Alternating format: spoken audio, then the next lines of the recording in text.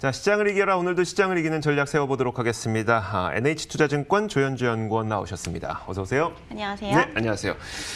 이제 2300 코스피는 돌파를 했고요. 이 추가 상승 여력은 있다고 볼 수 있겠죠? 네, 일단 저희는 여의도에서 가장 많이 나오는 프레이즈가 끝날 때까지 끝난 게 아니다라는 말입니다. 그래서 아무래도 지금의 상승이 굉장히 강하고 빠를 수 있지만 여전히 상승 랠리는 좀 남아있다라고 생각을 하고 있습니다. 특히 그 배경은 가장 중요한 거는 이제 통화정책과 재정정책의 힘이다라고 보실 수가 있겠고 추가적으로 아마 이번 주 내에 재정정책이 미국 내에서 나올 가능성이 높습니다. 근데 잘 아시다시피 미국에서는 지금 민주당이 거의 힘을 장악하고 있다라고 보실 수가 있어요.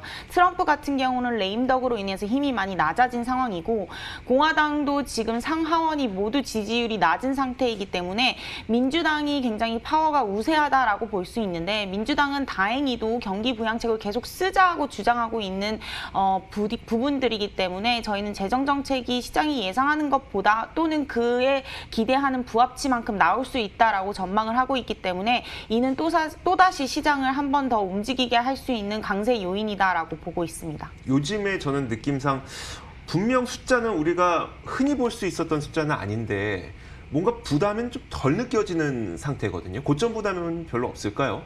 네, 일단은 뭐 지금 밸류에이션이라든가 아니면 경제 지표를 놓고 보면 사실 지금의 상승은 이해하기 굉장히 어려운 상승 동력이고 또 미국 같은 경우는 보시면 저희가 제일 우려하는 거는 탑5 시총 탑5 종목들만 굉장히 강하게 가고 있는 거죠. 그러니까 결국에는 시장 자체가 쏠림 현상이 굉장히 심한 거고 그 의미는 버블이다라고 볼 수가 있어요. 근데 이제 버블이다라고 계속 저희가 리스크에 대해서 말씀을 드리는 것보다 이 버블을 인정을 하고 일단은 지금은 버블이 계속될 수 있는 환경이기 때문에 그런 부분들에 좀 더 집중하자라고 말씀을 드리고 있습니다. 그러니까 이런 환경을 그냥 인정하자. 시장의 모양이 이젠 이렇게 바뀐 거다라는 걸 이제 인정을 하고 거기에 맞는 대응 전략을 세워야 될 것 같은데 수급도 좀 비슷한 것 같아요.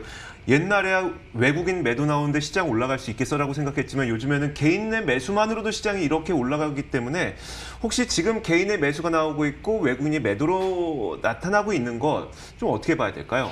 네, 일단은 이제 개인의 수급을 저희가 무시할 수 있는 수준이 아니게 됐습니다. 굉장히 커진 상황이고 이제 개인으로도 시장이 움직일 수 있는 정도의 규모가 됐습니다. 그게 이제 비단 뭐 지점들의 개인뿐만 아니라 저희는 사모펀드의 규모가 굉장히 커졌다라고 말씀을 드리고 있거든요. 그래서 이 사모펀드들이 움직임에 따라 결국에는 주가도 같이 움직이는 흐름을 보이고 있습니다. 그래서 외국인 같은 경우는 최근에 매도세가 나오고 있지만 시장에서는 지금 달러 흐름에 대한 의문점이 굉장히 많습니다. 달러로 강세를 보시는 분들도 계시고 이제 달러를 약세로 보시는 분들도 계시는데 이제 달러 약세를 보시는 분들의 이제 가장 메인 포커스는 너무 미국이 돈을 많이 풀었다.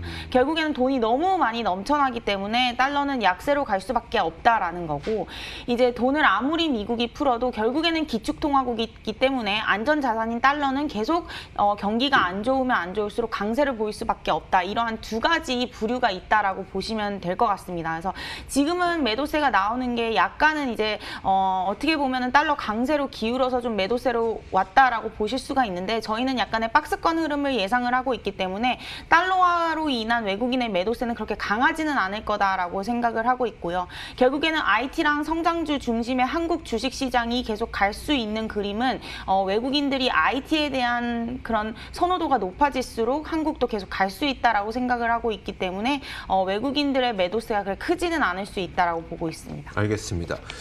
사실 지금 이런 시장의 강세가 유지가 되려면 미국에서 지금 현재 논의하고 있는 추가 부양책이 이번 주 내에 나와야 됩니다. 이거 못 나오면 이제 그게 이제 악재가 돼서 시장은 또 하락할 수가 있게 되는데 과연 그 추가 부양책을 내놓음으로써 경기의 피해를 좀 줄일 수 있을까요? 사실 지금 2030년 대공황 때 나온 재정정책 규모보다도 굉장히 큰 규모를 쓴 거거든요. 이미 3월 달에 CARES Act라고 해서 2.2조 달러를 굉장히 많이 썼는데 당시 뭐 대공황 때를 비교해 보면 그 재정 집행 속도가 1년 반 정도가 걸렸습니다. 근데 이 2.2조 달러 CARES Act는 3월 달에 집행을 하고 거의 7월 달에 모두 다 썼다라고 보실 수가 있거든요. 그러면 1년 반이 걸리는 그 대규모의 돈을 거의 4개월에 걸쳐서 다 썼기 때문에 때문에 결국에는 경기 부양 효과도 예전 대비해서는 빨라질 수밖에 없는 거죠. 그래서 시장도 빠르게 올라간다라고 볼 수 있는데 거기서 또 추가적인 재정 정책을 쓴다. 그게 규모가 1조 달러일지 3조 달러일지는 알 수 없으나 1조 달러를 쓴다고 하더라도 이는 경기를 부양할 수 있는 정책이다라고 본다면은 결국에는 주가가 하락을 하지는 않는다라는 거죠. 하방을 지지할 수 있는 정책이다라고 생각을 하고 있고요. 어젯밤에 나온 뉴스를 보시면 트럼프 대통령이 이제 마지막 힘이 없기 때문에 계속해서 이 600달러 주간 실업 수당에 대한 합의가 안 이루어질 경우에는 결국에는 트럼프가 행정명령을 통해서라도 재정을 쓰게 할 거다라고 강하게 얘기를 했습니다. 그런 부분을 봤을 때는 민주당과 이런 백악관의 힘으로 인해서 재정 부양 정책은 1조 달러 이상으로 나올 수 있다라고 저희는 생각을 하고 있어서 오히려 악재보다는 호재성이다라고 보고 있습니다. 낸시 펠로시 하원 의장도 사실 합의될 거다. 그 시점은 내가 단언할 수 없다라고 얘기를 했었고 다만 트럼프 대통령의 행정명령을 하지는 않을 거다라고 얘기를 했기 때문에 어쨌든 지금 나오는 이야기들 이렇게 조합을 해보면 적어도 이번 주 내에는 최대한 그 추가 부양책을 내놓도록 하겠다라는 약속의 어떤 의지가 계속 보이긴 합니다. 코로나도 한번 살펴볼게요. 신규 확진자 수가 이제 미국에서 5만 명대 좀 안쪽으로 들어왔어요. 그러다 보니까 안심이 좀 되거든요. 어떻게 보세요? 네, 일단 코로나 확진자 수는 정말 미지의 세계입니다. 저희가 예측하기가 너무 어려운 부분인데 우려하고 있는 부분은 이제 미국 내에서 동부에서 일어났다가 이제 남부에서 일어났다가 이제 남부가 좀 주춤하고 이제는 중서부로 옮겨가고 있습니다. 그래서 미주리라든가 일리노이 이쪽이 굉장히 크게 빠르게 확산이 되고 있는데 결국에는 미국이라는 나라가 굉장히 크기 때문에 이 확진자 수가 굉장히 많이 줄어들기는 어렵다라고 생각을 하고 있고 이 코로나19라는 부분들이 계속해서 장기적으로 갈 것이다라고 저희는 보고 있기 때문에 일단은 오히려 시장 입장에서는 성장주 중심으로 쏠림 현상을 더 부추기는 요소가 이제 코로나19가 아닐까라고 생각을 하고 있습니다. 그래서 일단 확진자 수 자체에 대한 우려는 조금은 완화됐지만 이거에 대해서 안심할 수는 없는 거고 확실한 거는 뭐 큰 폭으로 늘어나진 않아도 계속해서 우리와 함께 오랫동안 간다라는 부분이 팩트라고 본다면은 성장주 중심의 전략을 부추기는 그런 시장 환경은 계속 이어질 것이다라고 보고 있습니다. 알겠습니다. 그렇다면 일단 이 지금까지 이야기를 들었던 거는 마음이 편해져요. 말씀하신 거 내용 들어보면 그래요. 하방은 뭐 어느 정도 바닥을 다져 놓을 수가 있겠다 이렇게 싶으면 그럼 그 상태에서 어떤 투자 전략을 세워야 될까요? 전략은 어떻게 세우세요?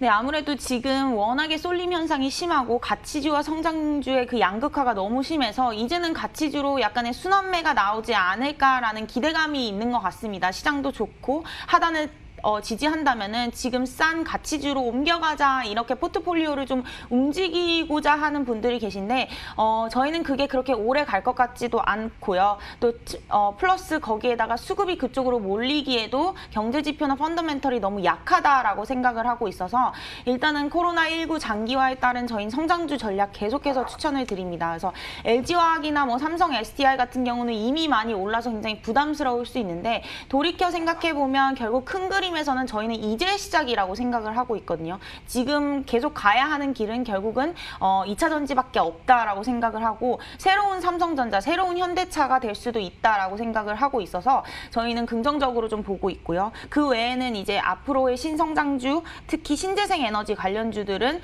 계속해서 뻗어나갈 수 있다라고 생각을 해서 CS윈드나 하나솔루션 중장기적으로 좀 추천을 드리고 있고요. 그 외에도 카카오와 네이버까지도 저희는 좀 긴 그림에서 봤을 때는 지금이 도입부다라고 생각을 하고 있어서 계속 가져가는 전략 추천드리고 있습니다. 알겠습니다. 성장주에 대한 이 비중을 훨씬 더 높이는 것이 여러분들의 포트폴리오 수익률을 더 높일 수 있는 방법이라고 이렇게 조언을 해주신 겁니다. 뭐 성장주 많이 올랐다고 이제 가치주로 갈아탄다 이렇게 했다가는 요즘과 같은 시장에서는 오히려 더 안 좋을 수 있다는 얘기니까요. 참고하시길 바라겠고요. 지금까지 NH투자증권 조현주 연구원과 함께 이야기 나눠봤습니다. 고맙습니다. 자, 이렇게 출발 마케돈도 모두 다 마치도록 하겠습니다. 여러분들의 성공 투자 오늘도 기원하도록 하겠고요. 저희는 내일 같은 시간에 찾아뵙겠습니다. 시청해주신 여러분 고맙습니다.